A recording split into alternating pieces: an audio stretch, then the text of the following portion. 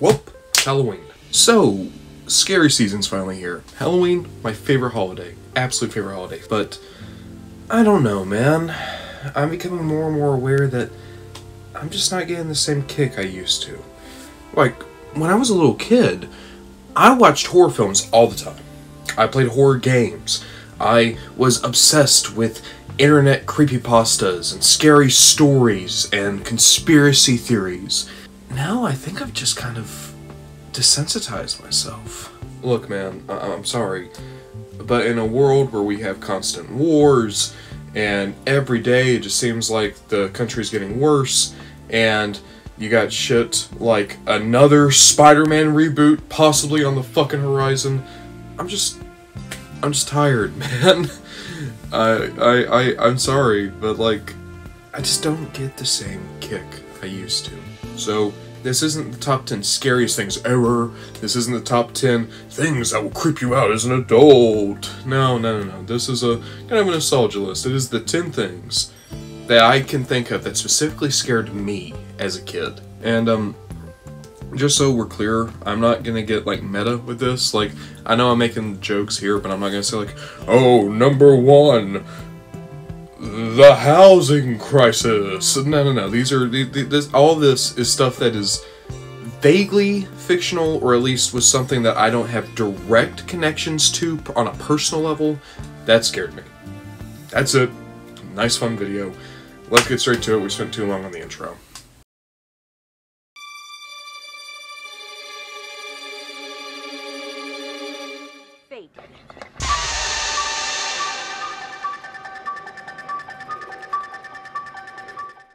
We all remember this first movie monster to scare us. For some people it might have been zombies, for others it might have been Frankenstein monsters or Dracula. But for me, it's always going to be the boogeyman, the shape, Michael Myers. Now, I grew up with a mom who adored the Halloween movies, and I watched these films at way too young an age. When I say way too young an age, I mean around 3 or 4 was the first time I saw Halloween. Michael Myers gave me such nightmares as a kid, and I used to become so worried around Halloween because I knew I'd have to watch the movies again. Some of my fondest childhood memories is sitting down in front of the TV and covering my eyes every time I thought Michael was about to show up. Now, I know a lot of people, when it comes to this type of character, would prefer Jason Voorhees and Freddy Krueger. They definitely have a lot more personality than Michael, and, well, they probably have more consistent movies. For anyone who doesn't know, Halloween has had a interesting relationship with quality. First movie is a masterpiece, don't get me wrong. Second movie, has problems, but decent sequel. Third movie, Season of the Witch, is spectacular. Might be better than the first movie even, but no Michael. And then from 4 all the way to 6, it's, well, it's definitely Halloween, I guess. And then you got H20, it was okay. Then you have Resurrection, that's the one where Michael gets the shit kicked out of him by a rapper. It's fine. No, it's not even. There's also the first set of reboots, which was the Rob Zombie Halloween. First one was okay, second one awful. And of course, you got the newest set of reboots, Halloween 2016, best Halloween since the first movie. And then you have Halloween Kills and Halloween Ends, and they suck too. Halloween has a real issue with staying good. But I'll never forget just how much of my early memories and my early understandings of what it meant to be scared comes from Michael Myers. And even as a kid, the one that scared me the most was the first movie, for no other reason than Michael got away. You don't know where he is. He could be in your neighborhood next. All you hear is that breathing echoing out throughout the entire street. It was perfect.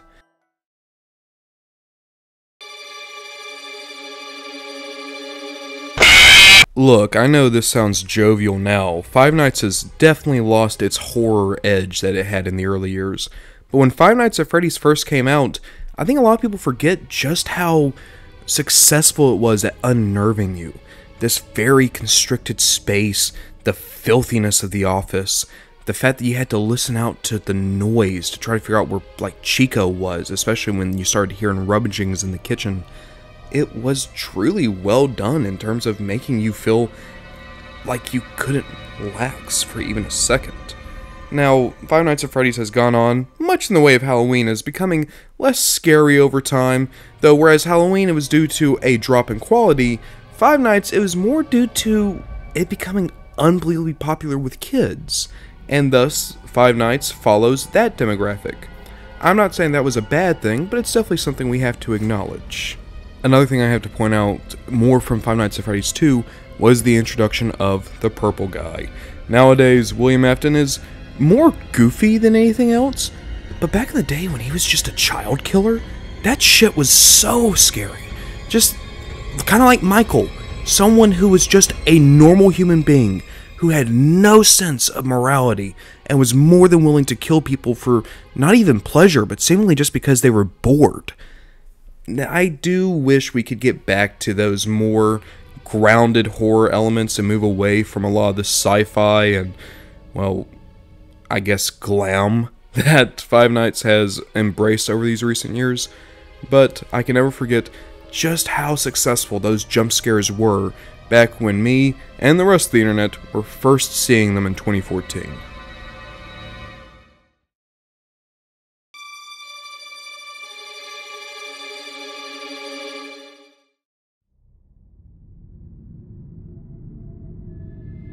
As a lot of people who watch the channel know, I'm a huge comic book fan, and as a kid my favorite superhero was Batman.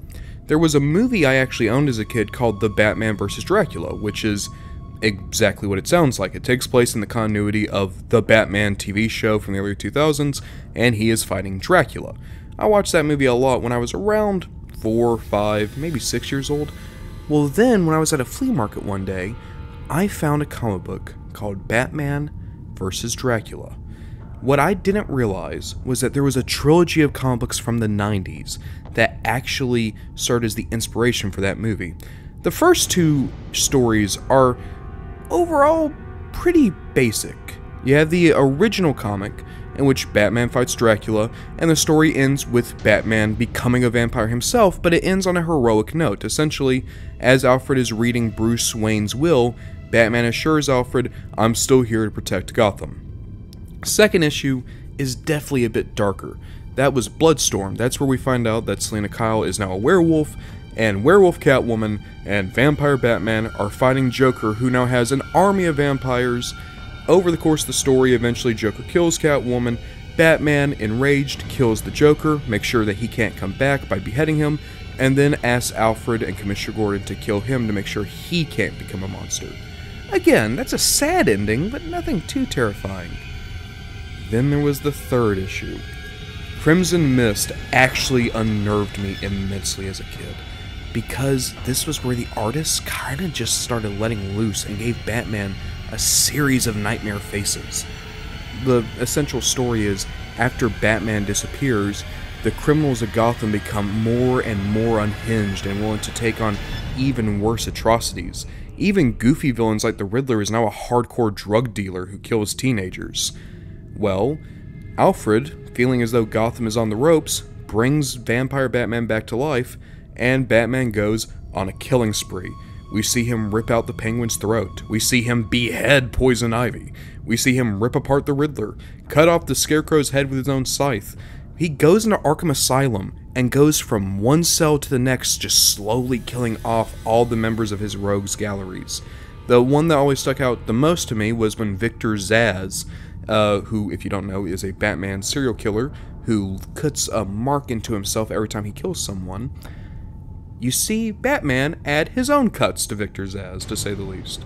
And then there's also this wonderful panel where Mad Hatter, who is in competition with the Riddler for being the goofiest Batman villain, is pissing his pants realizing that Vampire Batman, in a mist form, is coming into his cell.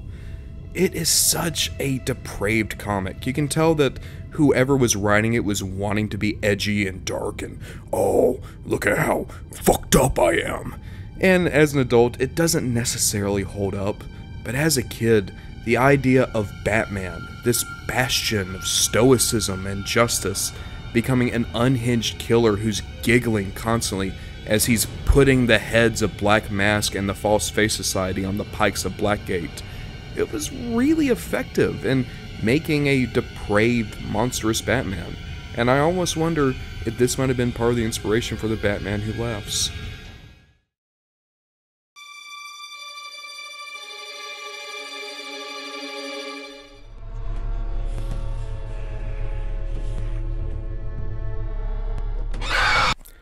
Speaking of comics, I used to adore the special features on DVDs.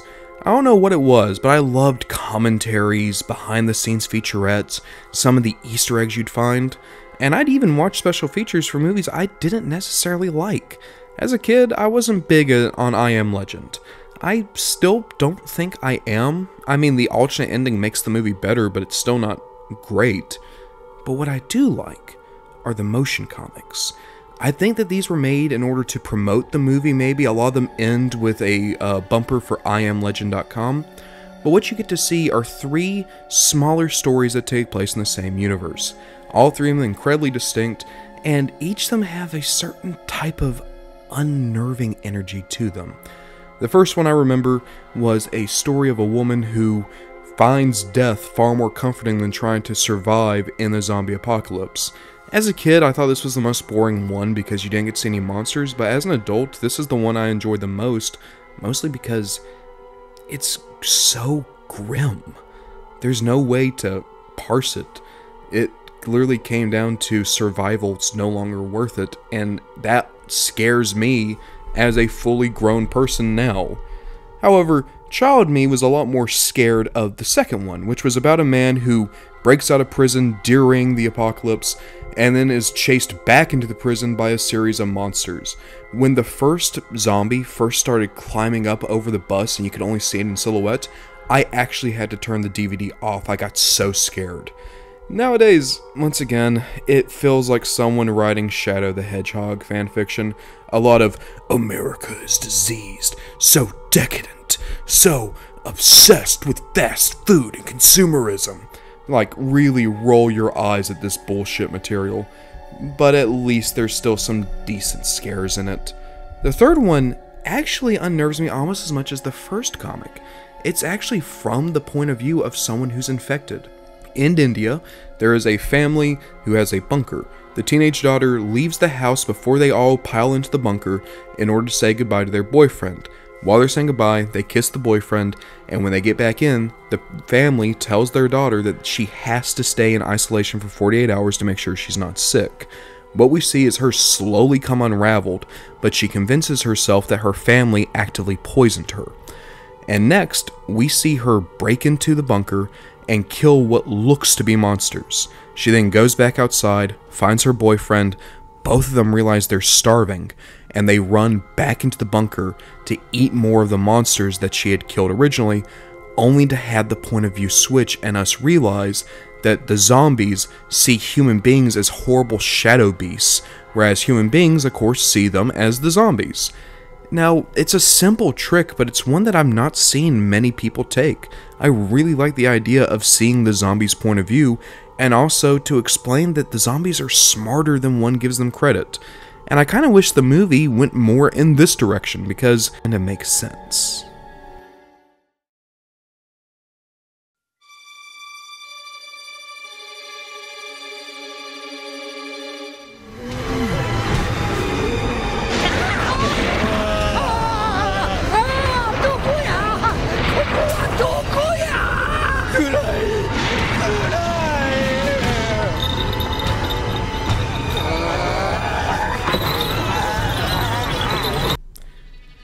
This one's definitely stretching the childhood thing, considering that I saw this when I was about 13 or 14 years old, but the anime Mononoke is unbelievably underrated.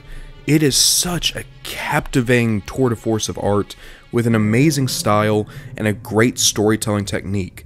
This is a horror anime that focuses on some of the more unsavory and uncomfortable aspects of humanity. Our rage, our envy, our greed, our lust. For instance, my favorite one has to deal with 3 noblemen using incenses to try to woo a princess. However, as it goes on, we find out that this is all just some purgatory. Our main character, the Medicine Man, is a demon hunter of some description, and we never learn that much about him. We can piece together that he is supernatural in some way, and he has a great deal of experience, so much so that the other demons actively fear and avoid him, but we don't get much past that. It helps that his personality, his vocal range, and his overall design makes him seem somewhat off-putting. Mononoke is definitely an anime that more people need to check out.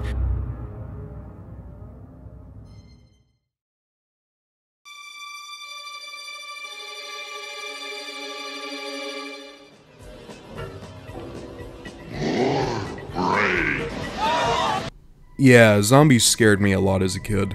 Michael Myers might have been the single scariest person to me in my nightmares, but zombies were never too far behind. Something about the idea of losing your individuality and becoming a walking eating machine, and pair that with my religious upbringing to where I also associated that with you no longer have a soul and thus there's no afterlife, zombies definitely freaked me out. But I was always able to convince myself, well, at least zombies are dumb. Even 28 days later in I Am Legend, the zombies don't necessarily move or think or react the way humans do, even if they're very fast and strong. Then I heard of Return of the Living Dead. In Return of the Living Dead, not only are the zombies able to run, not only are they incredibly strong, not only are they able to speak and actively convince people to come closer to them, such as when this one zombie gets into the radio and ambulance and orders the hospital to send more paramedics who just get slaughtered the second they show up. But you see them doing ambush tactics against the police, and even worse, there's no killing these zombies. Chop them up, shoot them, set them on fire, nothing works. And in fact, in one case, one zombie, or what guy is about to turn into a zombie, tries to self-immolate. And when he does that, he just makes a rainstorm that brings even more zombies back. Even nuking the zombies doesn't stop them. Return of the Living Dead has some of the most overpowered monsters ever put to film, and it's incredible for it. There's also such great zombies as the Tar Man. Overall, if you want an incredible zombie film that breaks so many of the kind of traditional rules and goes into its own dark comedy route with it, I'd definitely check out the first Return of the Living Dead.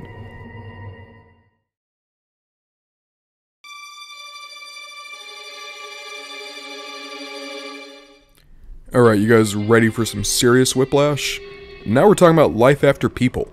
This is not even a horror show. What it is a History Channel show that explores what would happen if literally every human being on Earth just disappeared. It's not about how we could all get wiped out or anything, it's just an interesting what if. If there was no humans left on Earth in this instant, with everything being set as it is, how long do buildings last? How long do our pets survive? How long do livestock manage to make it? Animals in the zoo, if they break out, what new species become introduced to the North American biome? How long do our structures like the Eiffel Tower or our satellites or Mount Rushmore survive? It was an incredibly interesting show, and I still watch it to this day just because it gives great insight into engineering and how much we take for granted in terms of our energy supplies or our infrastructure. On the other hand, though, as a kid it terrified me because it was kind of my introduction to nihilism. You get to watch a show that tells you scientifically that if humans disappeared, give it a few centuries, there's nothing left. There's no trace we were even here to begin with. And as someone who was a young person watching this, I was probably 12 years old at the time, it was a real eye-opener that, sure, I might leave a mark, a lot of people might leave a mark on humanity and have a great career or a great life, but how long until they're not even remembered for what they did? Consider it baby's first nihilism, this show.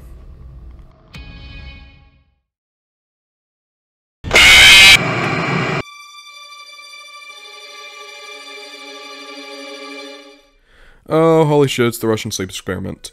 So, like I said, I adored creepypastas as a kid, and this particular creepypasta still kind of sticks with me to this day. Essentially, the Russian sleep experiment is a creepypasta that describes how, during the Soviet Union days, the KGB had captured multiple enemies of the state, put them in a bunker, removed all food and water, and started pumping various drugs in through the vents, including some type of synthesized LSD that you breathed in. The story unfolds that after weeks of no food, no sunlight, no ability to get out, and having the drugs constantly pumped in, you had the people who had been screaming non-stop for weeks suddenly fall silent. And then they start begging for the gas to get stronger and stronger. And then the scientists, they try to completely cut it off and put in fresh air, and they start crying, the people inside the cells, begging for the gas to be turned back on because they can't breathe the air anymore. And then the soldiers actually go in, and they find that the Russian sleep experiment hostages had started eating each other. And it started becoming so obsessed with the gas that they were putting their mouths directly onto the vents and sucking them in incessantly. It was definitely a great type of scary story to pass around the internet, and one that still sticks with me to this day. The Russian sleep experiment is one of the few, very few creepypastas that I think still kind of hold up, even if there's definitely some issues with it these days. And I think you could definitely go back and tell a very captivating story using this as your kind of square one.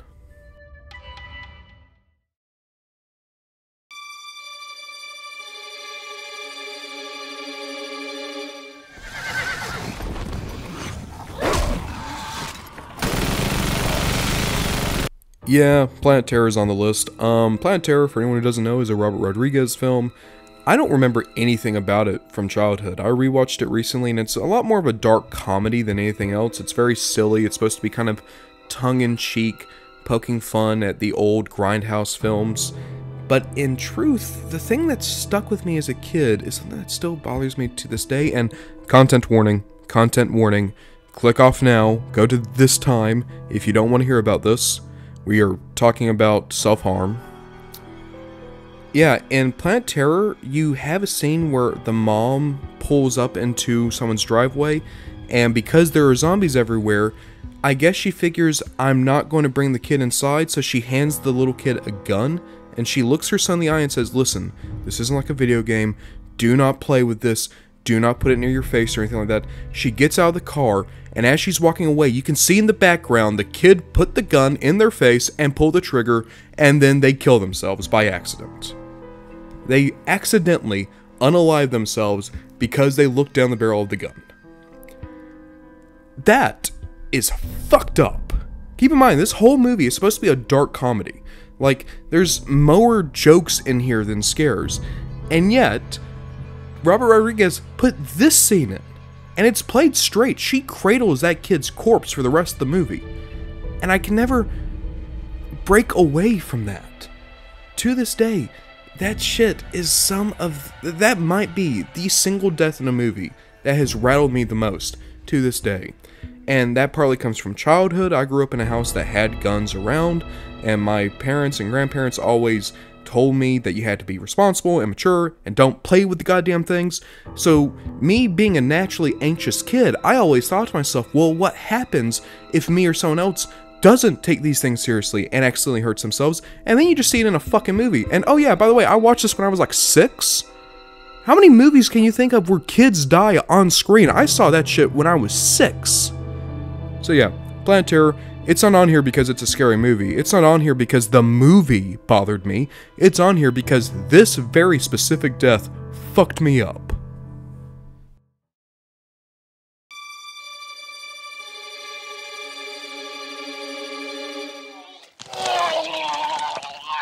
Yeah, number one, we're going back to a creepypasta. This one's called Gateway to the Mind. For anyone who doesn't know, I'm going to give you the abridged version, right? So, back in the 80s, a bunch of government scientists believe that if you wanted to contact God, the reason we can't is because of our other senses. They believe that the 5 senses ground us too much to this world, and thus we're not able to see God and angels who would be around us. So they find this old man, he's a widower, he has no kids, he's rather depressed, and he's more or less like, yeah, you can do whatever you want. They seal his eyes shut, make him deaf, remove the taste buds off his tongue, remove his olfactory senses, and burn off any sense of feeling he could have. He loses all senses, is sat in a chair, and they leave him there for days. For the first several days, he's screaming because he can't figure out where he is. Think about that for a second. You have no sense of feeling, no sense of smell, no sense of taste, no sense of hearing, no sense of sight. You can't see or hear or sense anything. You can't even hear yourself screaming. You can't feel the pain of your vocal cords if you start pushing them too far. You don't know if you're coughing up blood. You don't know if you're getting sick. Like, that alone is terrifying. But then it keeps going on and on. The man stops screaming after a while. He starts talking. He starts claiming that he sees his dead wife. And then he starts talking about dead relatives of the scientists. He starts talking about how they're all disappointed, and then that they're all horrified. He goes on to describe in detail people who he had never met, and yet their souls are now in the room with him, screaming at him, lambasting him, saying that they've bastardized the natural order of things. The final line from the old man and from the story is he looks directly into the soul of the head scientist. Despite not having a sense of sight, the scientist knows that this old man can see him. And the old man mutters out, "I have spoken to God, and he has abandoned us." And then the old man drops dead. Like I said, I grew up in a pretty religious household. The big reason I was scared of zombies was the idea of your soul being killed. And now you have this story of a man who was tortured because he lost his senses. And then he claims to have spoken to God. And it's not even that God hates us. It's not that God has been killed. It's God has become so disgusted he's abandoned us. Well, there we go. The 10 things that absolutely terrified me as a child. Again, the whole point of this video wasn't to talk about things that scare me now. These aren't suggestions. I'm not saying like, oh, you should absolutely do this if you want to get scared for Halloween, motherfuckers. No. The reason I did this is because these are the things that here in these spookiest of days, in this scariest of months, I can go back and I can remember when I was a kid and I could have been reading these comics or watching these movies or listening to these stories, and I can still remember that all too familiar creeping up my back. The sense that I needed to be looking around, wondering if somewhere in that dark room around me, there might have been someone, something, just waiting to reach out and grab me.